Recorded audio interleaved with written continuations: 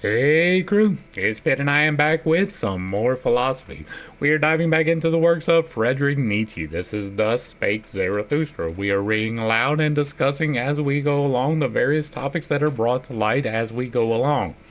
It's not the format for everybody, but some people seem to find enjoyment in it.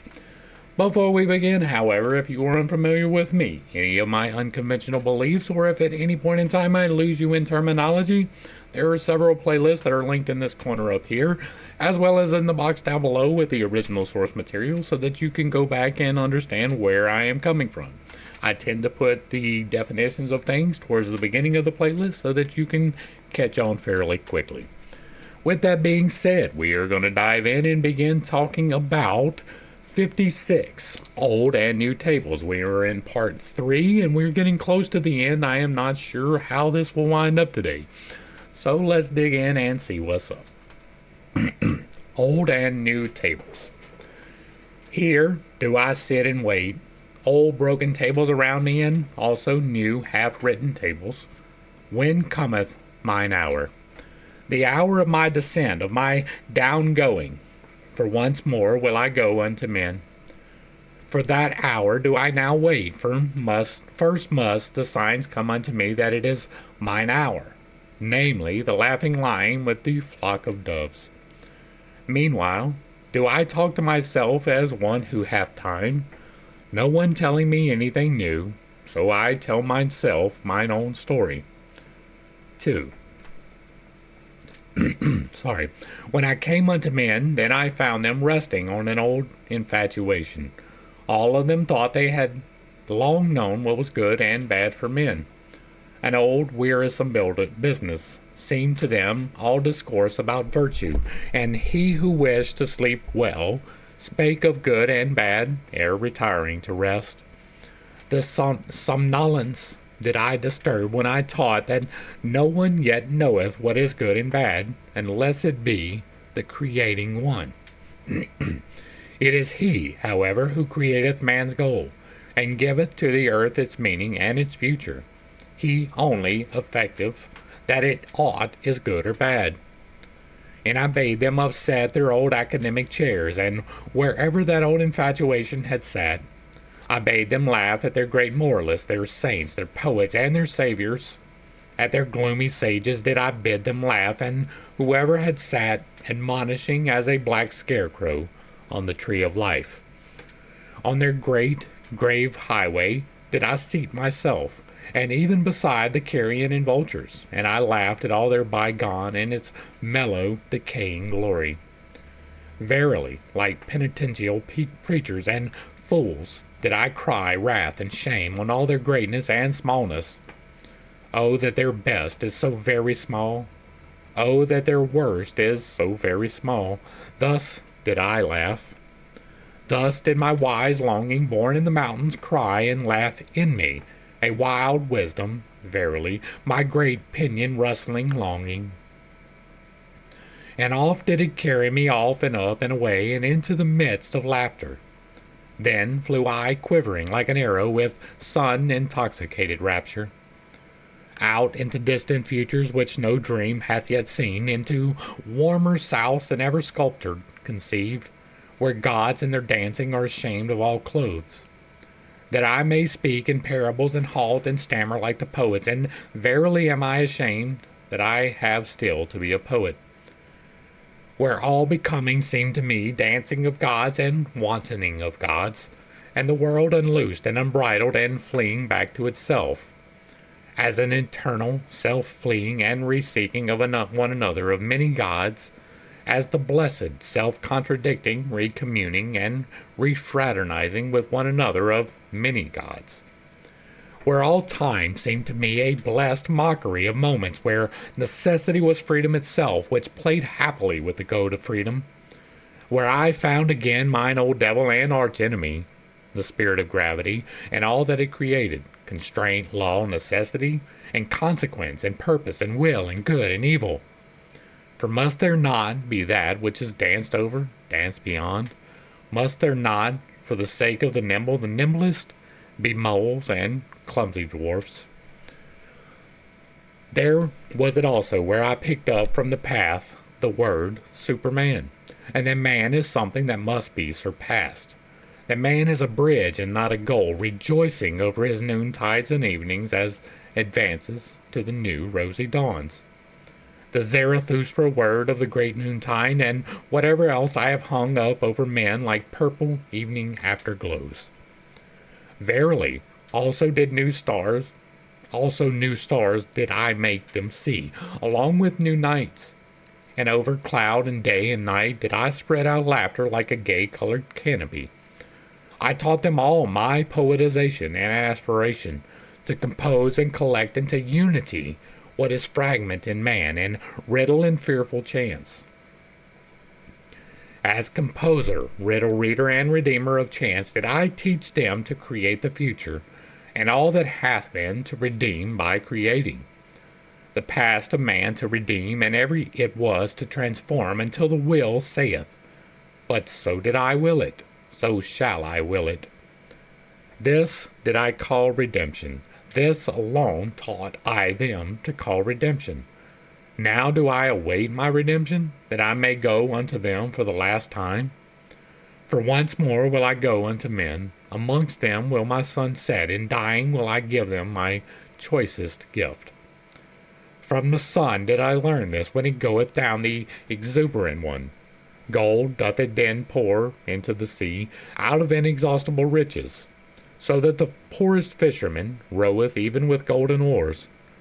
For this did I once see, and do not tire of weeping in beholding it. Like the sun will also Zarathustra go down. Now sitteth he here and waiteth.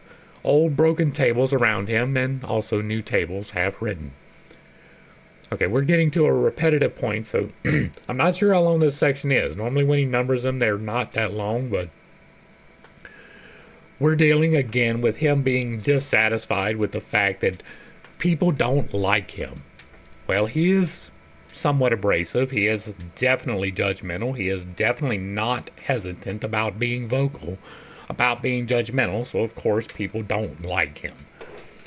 And he's somewhat perturbed about that, right? He is sitting around waiting for my time, for people to actually understand me, for me to go back to people. They need to understand me first. And that's more than just a little bit silly. Behold, here is a new table, but where are my brethren who would carry it with me to the valley and into the hearts of flesh? Thus demandeth my great love to the remotest ones. Be not considerate of thy neighbor. Man is something that must be surpassed.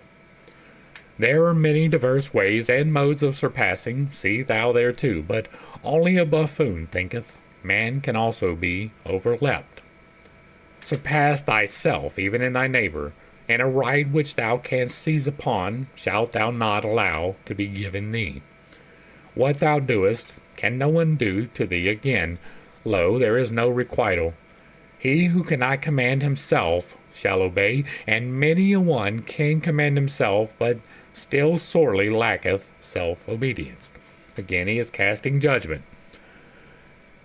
Thus wisheth the type of noble souls. They desire to have nothing gratuitously, least of all life. He who is of the populace wisheth to live gratuitously. We, others, however, to whom life hath given itself, we are ever considering what we can best give in return. And verily, it is a noble dictum which saith, what life promiseth us, we promise that we will keep, to life. One should not wish to enjoy where one doth not contribute to the enjoyment, and one should not wish to enjoy. For enjoyment and innocence are the most bashful things, neither like to be sought for. One should have them, but one should rather seek for guilt and pain. 6. O my brethren, he who is a firstling is ever sacrificed. Now, however, are we firstlings. We all bleed on secret sacrificial altars. We all burn and broil in the honor of ancient idols. Our best is still young. This exciteth old palates. Our flesh is tender. Our skin is only lambskin. How could we not excite old idol priests? In ourselves? He might have just revealed something there, huh? Or in ourselves dwelleth he still, the old idol priest, who broileth our best for his banquet. Ah, my brethren, how could we firstlings fail to be sacrifices? But so wisheth our type, and I love those who do not wish to preserve themselves. The down-going ones do I love with mine entire love, for they go beyond. And again, we're getting judgment, right? He is judging people according to whether they are looking down or looking up. And he has described that previously, right? If you are attempting to overcome, which he definitely felt that he was doing, then you're above the other people. You are aspiring at least to the Superman, and you are gazing downward towards the people who are left. And that's the people he wants to associate with. Well, I can definitely understand that, right? I don't want to hang around with people of low moral character. I do not want to hang around people who cannot control themselves. That is an absolute truth. Does it mean that it is going to happen? Probably not. Hopefully, someday, I will align myself with others who are seeking the same path, but as of yet, I have not stumbled across them, but I at least am actually looking and not just hiding myself away. 7. To be true, that can few be. And he who can will not, least of all, however, can the good be true. Oh, those good ones! Good men never speak the truth, for the spirit, thus to be good, is a malady. They yield, those good ones, they submit themselves. Their heart repeateth, their soul obeyeth. He, however, who obeyeth, doth not listen to himself.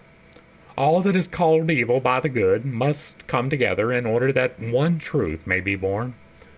O my brethren, are ye also evil enough for this truth?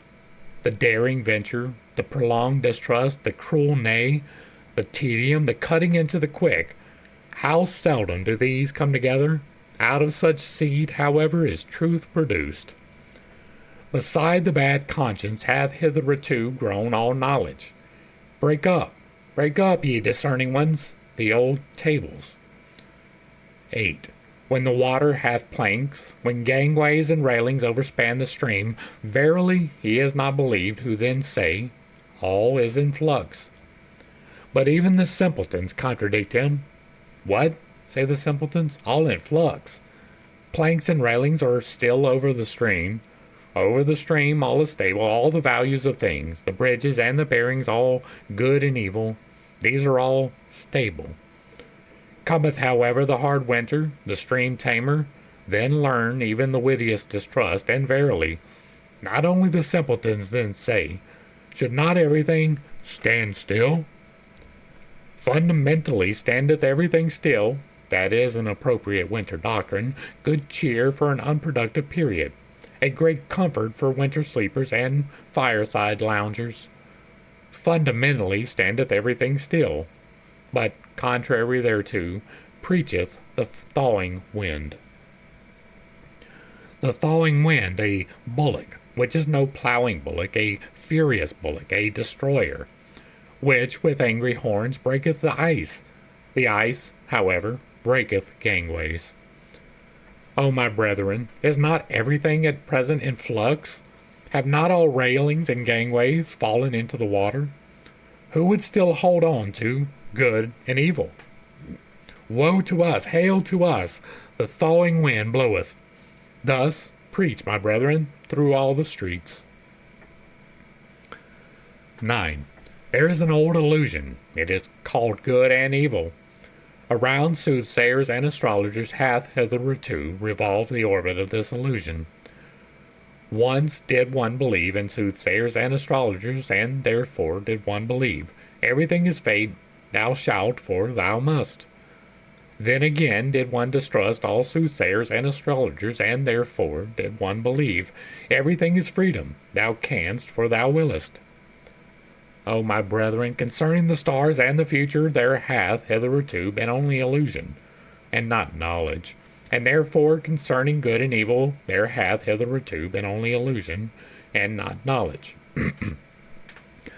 I am not one who stands for there is no absolute good and no absolute bad. I do not believe that. I have walked among evil. I have walked with people who were truly dedicated to evil, and evil is a very real thing. I have met people who aspired to the good, and while I do not know the full contents of their heart, they betrayed no purpose other than the good in the entire time that I knew them. But there are objective good and bad, right? Killing someone is objectively wrong. Murdering someone is objectively wrong. Killing, not so much. If you kill a murderer, then justice is done. So there is a thing there. But unprovoked antagonism is, in almost every single case, objectively bad. If I break into your house and steal your things, that is bad. It doesn't matter what the law is. It doesn't matter what current morality says. Everybody agrees. If I break into your house and I take your things without permission, that is bad. If I hold you down and assault you in any manner whatsoever, that is bad. If I take your life without cause, that is bad. Those are objectively evil acts. Objective good is a little bit harder to define, but objective evil, that is pretty easy to get out there. And so there is definitely good and bad. Just because you fail to realize that the control systems don't define that doesn't mean that they aren't true. He definitely had a problem with the control systems, and by control systems I mean the religious predomination that was in his time, which was definitely Christianity, and in his location it was almost certainly Roman Catholicism, which I take great exception with, and if you don't understand that, you should definitely check out the Bible playlist. But those control systems do not hold exclusive control, right? They don't define good and evil. They attempt to put definitions on good and evil. And there is a subtle distinction there, but it is definitely a distinction. 10. Thou shalt not rob, thou shalt not slay. Such precepts were once called holy. Before them did one bow the knee and the head, and take off one's shoes. But I ask you, where have there ever been better robbers and slayers in the world than such holy precepts? Is there not, even in all life, robbing and slaying? And for such precepts to be called holy, was not truth itself thereby slain? No. Or was it a sermon of death that called holy what contradicted and dissuaded from life? Oh, my brethren, break up from me the old tables. Now, I do not hold the control systems, but this is not right. 11. It is my sympathy with all the past that I see it is abandoned. Abandoned to the favor, the spirit and the madness of every generation that cometh, and reinterpreteth all that hath been as its bridge. A great potentate might arise, an artful prodigy, who with approval and disapproval could strain and constrain from all the past, until it became for him a bridge, a harbinger, a herald, and a cock crowing. This, however, is the other danger, and mine other sympathy. He who is of the populace, his thoughts go back to his grandfather. With his grandfather, however, doth time cease. Thus is all the past abandoned, for it might some day happen for the populace to become master and drown all time in shallow waters. Therefore, O my brethren, a new nobility is needed, which shall be the adversary of all populace and potentate rule, and shall inscribe anew the word noble on new tables. For many noble ones are needed, and many kinds of noble ones, for a new nobility. For, as I once said in parable, that is just divinity, that there are gods but no God. 12. O my brethren, I'm the opposite. There is God but no gods. O my brethren, I consecrate you and point you to a new nobility. Ye shall become procreators and cultivators and sowers of the future. Verily, not to nobility which you could purchase like traders with traders' gold, for little worth is all that hath its price. Let it not be your honor then henceforth whence you come, but whither you go. Your will and your feet, which seek to surpass you, let these be your new honor, and that I agree with.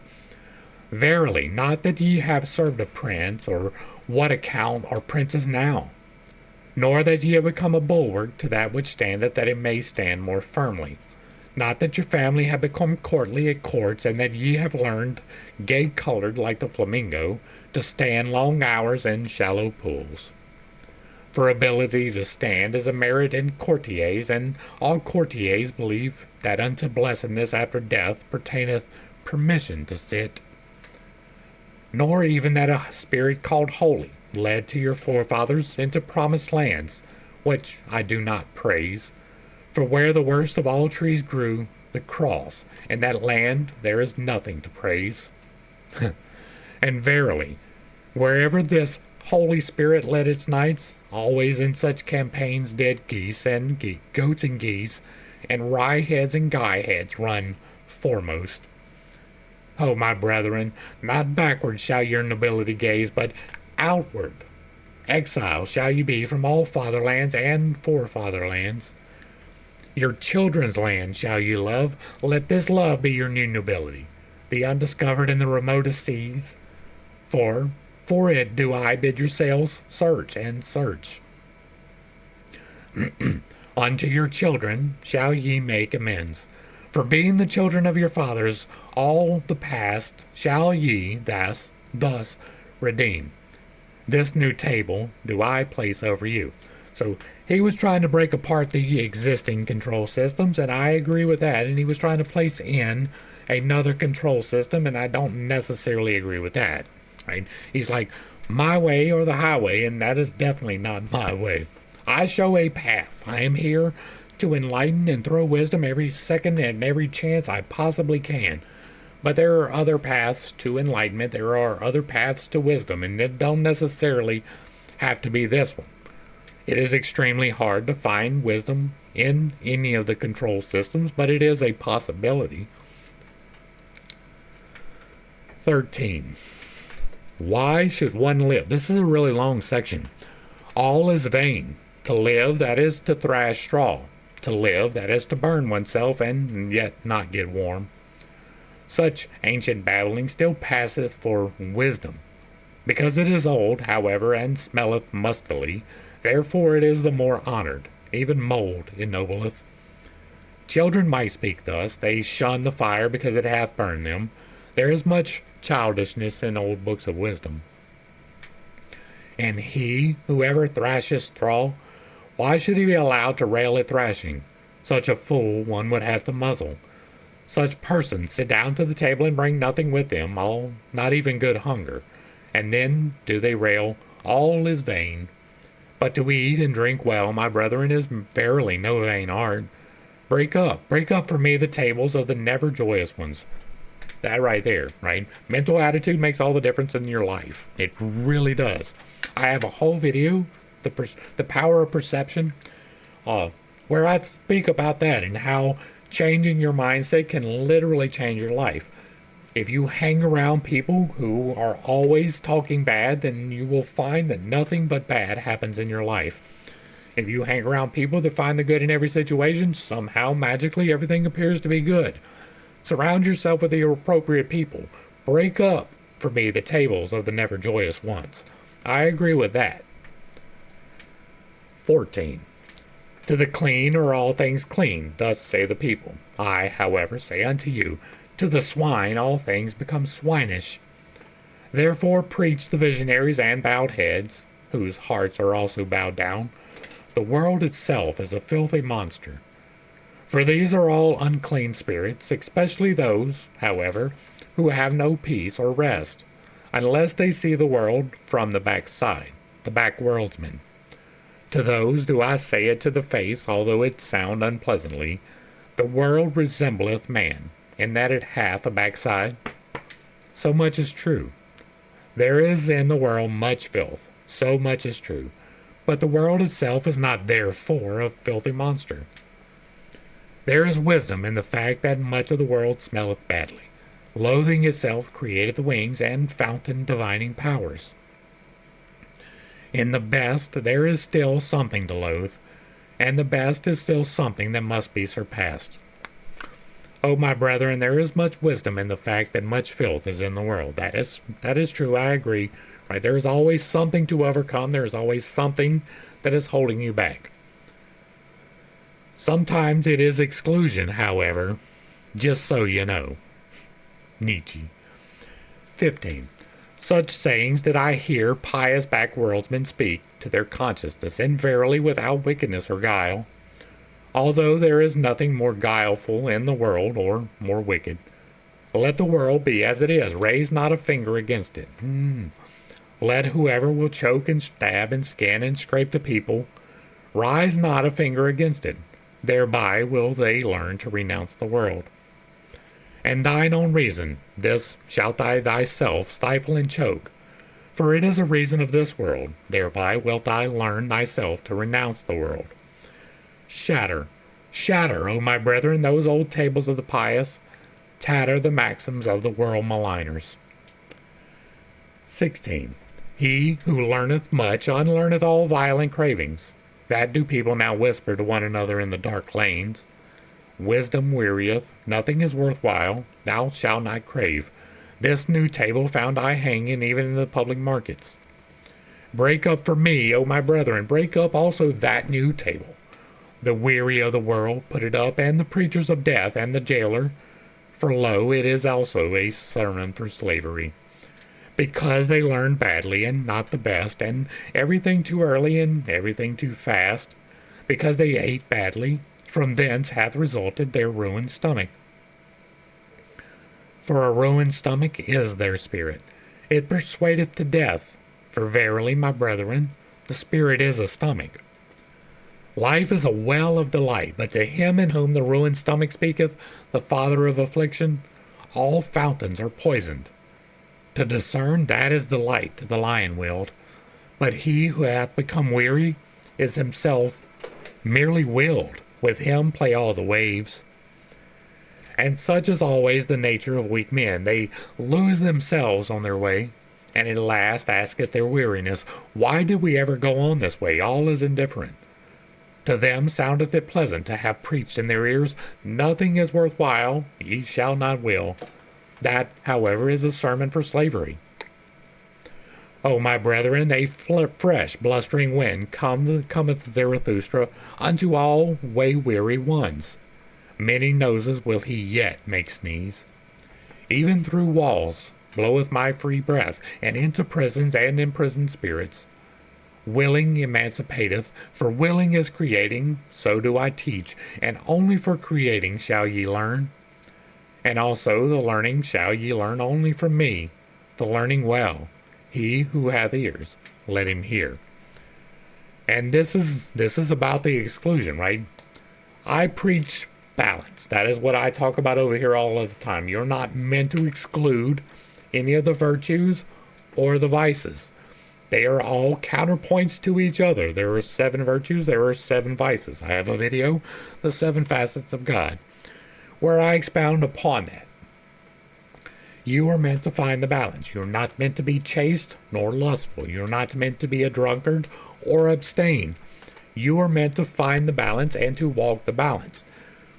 That is what is in part going for, but in part also dismissing, and that's a little hypocritical. There standeth the boat. Thither goeth it over, perhaps into vast nothingness. But who willeth to enter into this perhaps?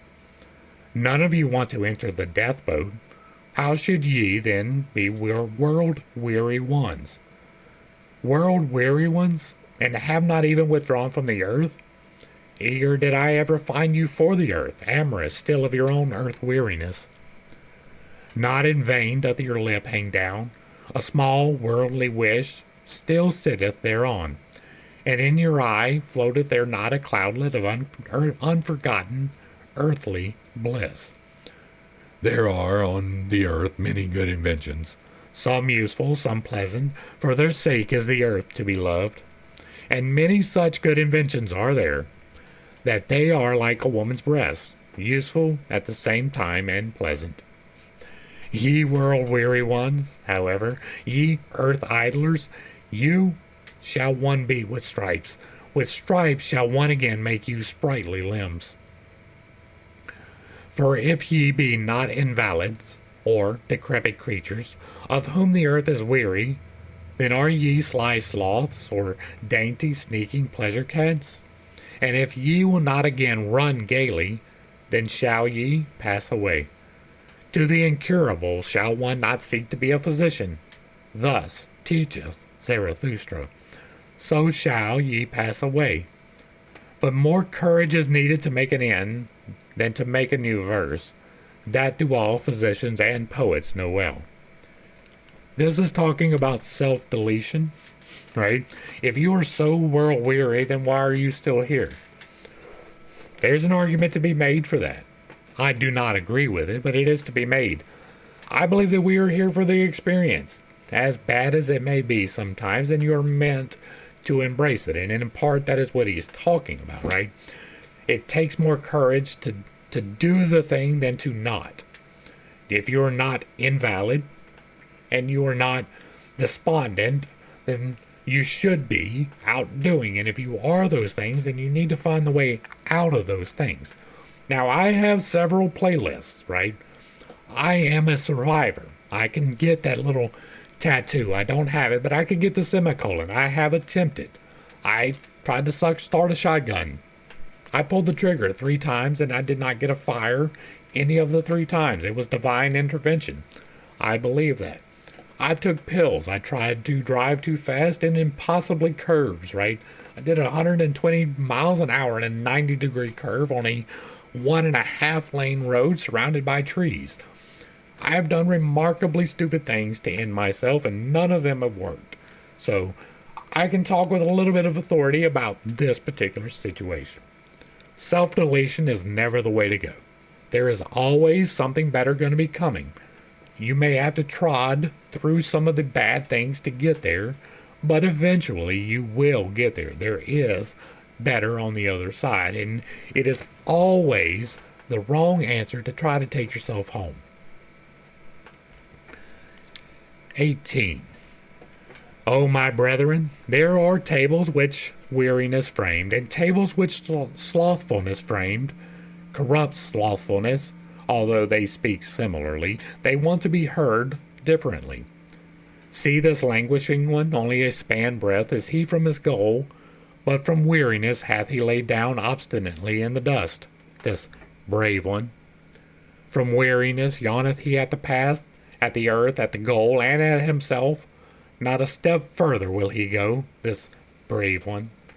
Now gloweth the sun upon him, and the dogs lick at his sweat, but he lieth there in his obstinacy, and preferreth to languish. A span breadth from his goal to languish. Verily, ye will have to drag him into his heaven by the hair of his head, this hero. Better still that ye let him lie where he hath laid down, that sleep may come upon him, the comforter, with cooling patter rain. Let him lie until of his own accord he awakeneth, until of his own accord he repudiateth all weariness, and what weariness hath taught through him. Only, my brethren, see that ye scare the dogs away from him, the idle skulkers, and all the swarming vermin of the cultured, that feast upon the sweat of every hero. You will get tired while you are fighting life. It is a lot easier to embrace it than it is to fight it, and it is a race, but it is a marathon. It is not a sprint, and you can take just as long as you need to get, or as long as you need to get where you need to go. Don't outrun yourself. That is wisdom. Hold on to it. 19. I form circles around me and holy boundaries. Ever fewer ascend with me to ever higher mountains. I build a mountain range out of ever holier mountains. But wherever you would ascend with me, O my brethren, take care lest a parasite ascend with you. A parasite, that is a reptile, a creeping, cringing reptile, that trieth to fatten on your infirm and sore places. And this is its art. It divineth where ascending souls are weary, and in your trouble and dejection, in your sensitive modesty, doth it build its loathsome nest. Where the strong are weak, where the noble are all too gentle, there buildeth it its loathsome nest. The parasite liveth where the great have small, sore places. What is the highest of all species of being, and what is the lowest? The parasite is the lowest species. He, however, is of the highest species, feedeth most parasites. For the soul, which hath the longest ladder, and can go deepest down, how could there fail to be most parasites upon it?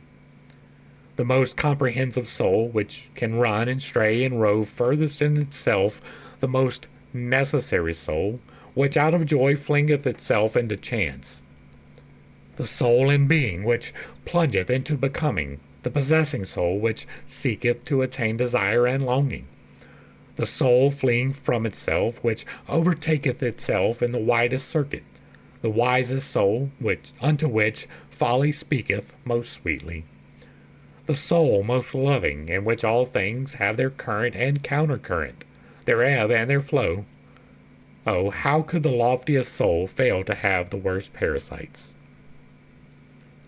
And that is true. When you are attempting to raise yourself up, people will attach themselves to you, and they will find the spot where you are faltering even a little bit, and they will hammer that, trying to pull you back down to their level. Don't let it happen. 20. O my brethren, am I then cruel? But I say, what falleth, that shall one also push. Let's turn that back around. Everything of today it falleth, it decayeth. Who would preserve it? But I wish also to push it. Know ye the delight which rolleth stones into precipitous depths? Those men of today see just how they roll into my depths. A prelude am I to better players, O my brethren, an example. Do according to mine example. And him who do not teach to fly, teach I, pray you, to fall faster. 21. I love the brave, but it is not enough to be a swordsman. One must also know whereon to use swordsmanship. And after it is the greater bravery to keep quiet and pass by, that thereby one may reserve oneself for a worthier foe. Ye shall only have foes to be hated, but not foes to be despised. Ye must be proud of your foes, thus I have already taught. For the worthier foe, O my brethren, shall ye reserve yourselves. Therefore must ye pass by many a one, especially many of the rabble, who din your ears with noise about people and peoples. Keep your eye clear of their for and against. There is much right, much wrong. For is there much right, much wrong?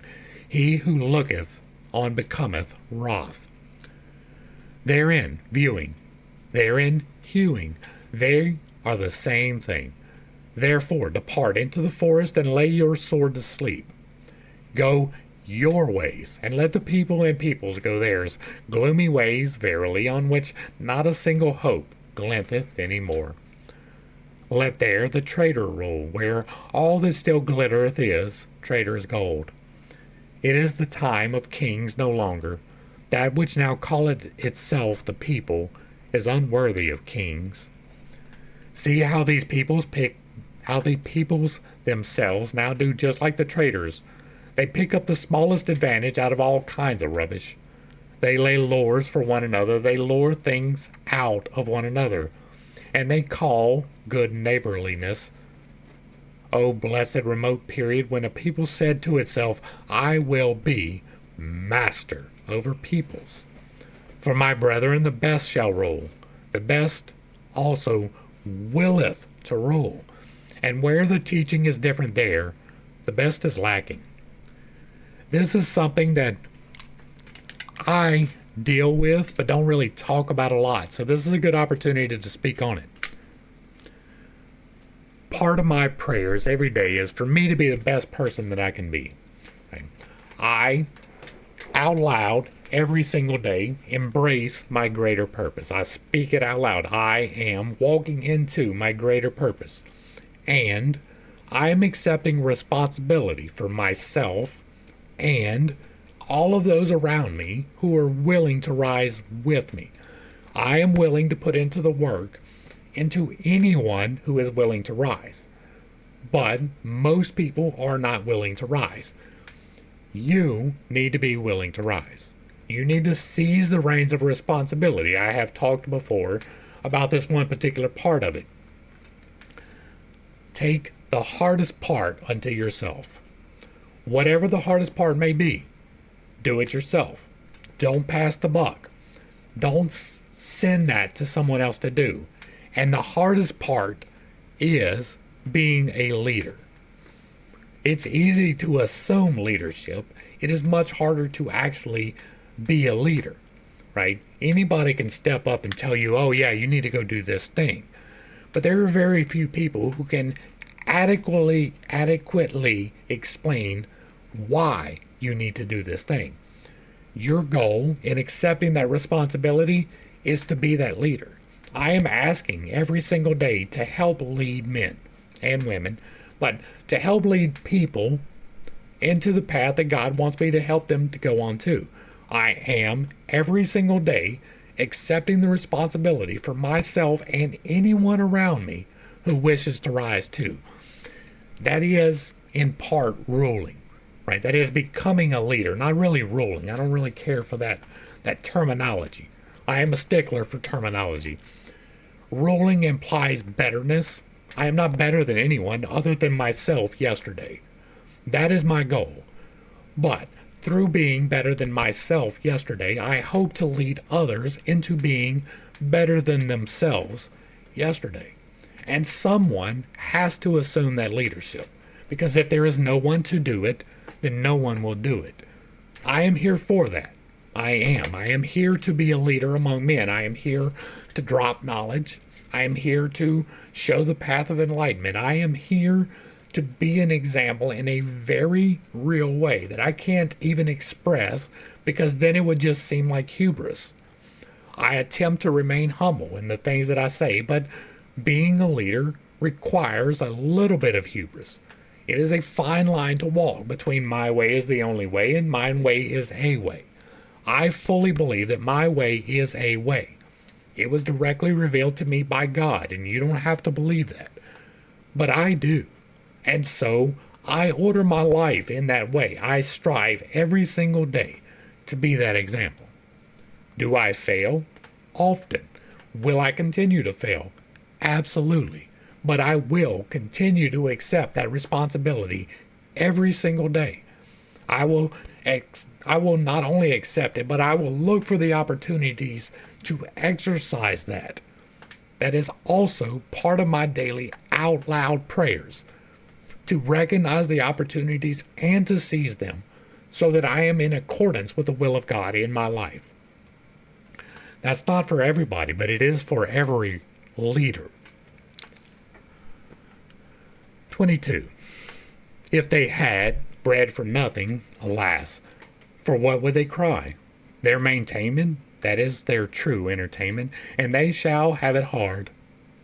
Beasts of prey are they in their working. There is even plundering in their earning. There is even overreaching. Therefore they shall have it hard. Better beasts of prey shall they thus become, subtler, cleverer, more man-like. For man is the best beast of prey. All the animals hath man already robbed of their virtues. That is why all animals it hath been hardest for man. Only the birds are still beyond him. And if man should yet learn to fly, alas, to what high would his rapacity fly? 23. Thus would I have man and woman, fit for war, the one fit for maternity, the other, both, however, fit for dancing with head and legs. And lost be the day to us in which a measure hath not been danced, and false be every true which hath not had laughter along with it. True. Like fight, dance, enjoy your life. That is what this is. You have a responsibility. It is outlined for you. Embrace it. 24. Your marriage arranging, see that it be not a bad arranging.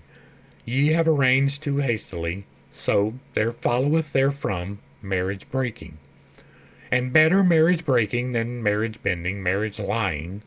Thus spoke a woman unto me. Indeed, I broke the marriage, but first did the marriage break me. The badly paired found I ever the most revengeful. They make everyone suffer for it, that they no longer run singly. On that account want I, the honest ones, to say to one another, we love each other, let us see to it that we maintain our love. Or shall our pledging be blundering? Give us a set term and a small marriage, that we may see if we are fit for the great marriage. It is a great matter always to be twain. Thus do I counsel all honest ones, and what would be my love to the Superman and to all that is to come, if I should counsel and speak otherwise? Not only to propagate yourselves onward, but upwards. Thereto, O my brethren, may the garden of marriage help you. And I get to speak a little bit on marriage too, because I have been successfully married for 25 years. We've been married for 22. We've been together for almost 26 now. It actually makes 26 at the end of this month. And so I got a little bit to talk about. I am in a happy marriage. Is it perfect? No. Is there problems? Sometimes, not often, but sometimes. We have our disagreements. None of them have ever turned physical or even loud. But I was very intentional in choosing my mate.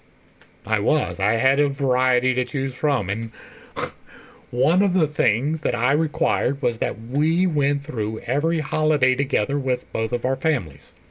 Well, that meant that it took 2 years to get it done.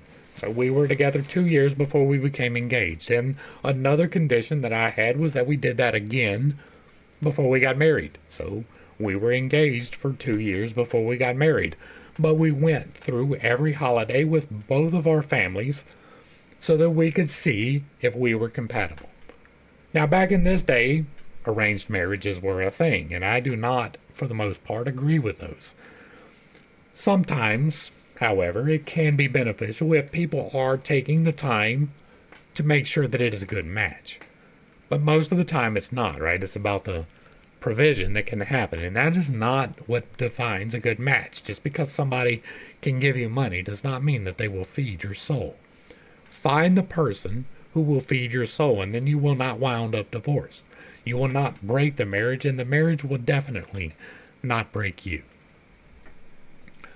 25.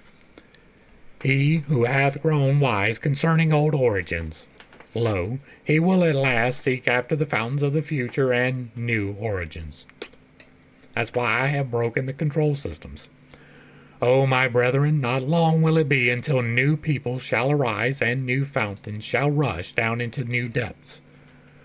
For the earthquake, it choketh up many wells, it causeth many languishings.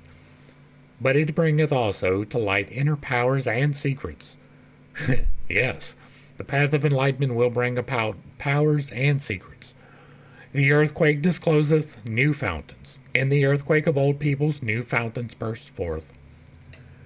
And whoever calleth out, lo, here is a well for many thirsty ones, one heart for many longing ones, one will for many instruments. Around him collecteth a people, that is to say, many attempting ones. Who can command, who must obey, that is there attempted. Ha! With what long seeking and solving and failing and learning and reattempting. Human society. It is an attempt, so I teach, a long seeking, it seeketh, however, the ruler. An attempt, my brethren, and no contract.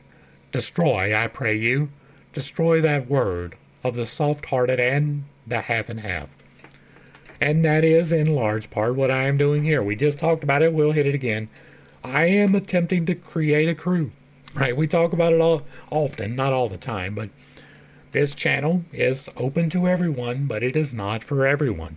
If you are watching this far along, it is probably for you. It is for those who are seeking enlightenment. Now, whether or not my path is the one that will lead you, there is up for debate. I have a path. I am a leader. I am saying, here is the well. Come and drink. If you so desire, the path to happiness and fulfillment and the unlocked potentials of your own mind, Come and drink from this well. It is free. It is open to everyone. I have several playlists. If one of them doesn't appease you, look for another one. 26. O my brethren, with whom lieth the greatest danger to the whole human future? Is it not with the good and the just?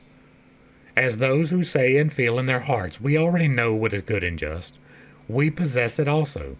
Woe to those who still seek thereafter. And whatever harm the wicked may do, the harm of the good is the harmfulest harm. And whatever harm the world maligners may do, the harm of the good is the harmfulest harm. O my brethren, into the heart of the good and just looked someone once on a time, who said, They are the Pharisees. But people did not understand him. The good and just themselves were not free to understand him. Their spirit was imprisoned in their good conscience. The stupidity of the good is unfathomably wise. It is the truth, however, that the good must be Pharisees. They have no choice. No. The good must crucify him who deviseth his own virtue. That is the truth. The second one, however, who discovered their country, the country hard and soil of the good and just, it was he who asked, Whom do they hate most? The Creator hate they most, him who breaketh the tables and old values. The breaker they call the lawbreaker. For the good they cannot create, they are always the beginning of the end. They crucify him who writeth new values on the new tables. They sacrifice unto themselves the future. They crucify the whole human future. The good, they have always been the beginning of the end. 27. O my brethren, have you also understood this word, and what I once said of the last man, with whom lieth the greatest danger to the whole human future? It is not with the good and just. Break up, I pray you, the good and the just. O my brethren, have you understood also this word? If you don't understand it, I have an unconventional Bible study that will definitely help you along. 28. Ye flee from me? Ye are frightened? Ye tremble at this word? O my brethren, when I enjoined you to break up the good and the tables of the good, then only did I embark man on his high seas. And now only cometh unto him the great terror, the great outlook, the great sickness, the great nausea, the great seasickness. False shores and false securities did the good teach you. In the lies of the good were ye born and bred. Everything hath been radically contorted and distorted by the good. But he who discovered the country of man discovered also the country of man's future. Now shall ye be sailors for me, brave, patient. Keep yourselves up at times, my brethren. Learn to keep yourselves up. The sea stormeth. Many seek to raise themselves against ye, again by you. The sea stormeth. All is in the sea. Well, cheer up, ye old seamen hearts. What of the fatherland? Thither striveth our helm, where our children's land is. Thitherwards, stormier than the sea, stormeth our great longing. This is a long one. 29. Why so hard? Said the diamond one day to the charcoal. Are we then not near relatives? Why so soft, O my brethren? Thus do I ask you, are ye not my brethren? Why so soft, so submissive and yielding? Why is there so much negation and abnegation in your heart? Why is there so little fate in your looks? And if you will not be fate's inexorable one, how can ye one day conquer with me? And if your hardness will not glance and cut and chip to pieces, how can ye one day create with me? For the creators are hard, and blessedness must it seem on you to press your hand upon millenniums as upon wax. Blessedness to write upon the will of millenniums as upon brass. Harder than brass, nobler than brass. Entirely hard is the only noblest. This new table, O my brethren, put I up over you, become hard. 30. O thou my will, Thou change of every need, my needfulness, preserve me from all small victories. Thou fatest of my soul, which I call fate, thou in me, over me, preserve and spare me for one great fate. And thy last greatness, my will, spare it for thy last, that thou mayest be inexorable in thy victory. Oh, who hath not succumbed to his victory? Ah, those, whose eye hath not bedimmed in this intoxicated twilight. Whose foot hath not faltered and forgotten in victory how to stand. That I may one day be ready and ripe in the great noontide, ready and ripe like the glowing one, the lightning-bearing cloud, and the swelling milk udder. Ready for myself and my most hidden will, a bow eager for its arrow, an arrow eager for its star, a star ready and ripe in its noontide, glowing, pierced, blessed by annihilating sun arrows. A sun itself, and an inexorable sun will, ready for annihilation and victory. O will, thou change of every need my needfulness, spare me for one great victory. Thus spake Zarathustra.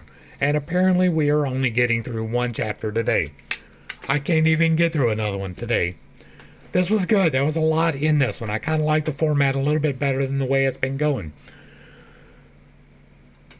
You are here for a purpose. You have something to accomplish that only you can do. But in order to do that, you must embrace your best self. You will not accomplish your greatest purpose by being in darkness. You will not accomplish your greatest purpose by doing the wrong things. You must be hard. You must be not brittle, but strong. Brittle breaks. Strong endures. Endure in what is right. Shun that which is wrong. And they are objectively discernible in a lot of cases. Not always. Sometimes it gets a little iffy. But there is definitely evil. Even if there is not a good example of pure good, there is examples of pure evil. Hopefully I brought a little bit of enlightenment and not too much confusion to a somewhat difficult series of topics. I don't have to expand at the end because I expanded all the way through, so hopefully this brought a little bit of help to some of the pathway. I am here to show a path. There is no doubt about that. My path is different than all of the control systems that you have been taught. The things that I do are different than other places. That's intentional, and it has led to me actually finding the things that they only search for. There are entire groups of secret societies that do not have the knowledge that I do. I am attempting to disperse that knowledge freely, with no oaths of secrecy and no repercussions to be had. They show up here, they got the wrong thing coming. If you like what I'm doing over here, let me know down below. Give me a like, share, and a sub. Throw me a comment if you agree or disagree. If it remains respectful, it gets to remain up. And if you really like what I'm doing here, hit me with that super thanks, because I am not a communist. To the crew, thanks for hanging out. I appreciate every single minute that you are here with me, and I am praying for you every single day. Until next time, I love you. God loves you. You are perfect, whole, and complete just the way that you are. And this has been Pit's Take. Peace.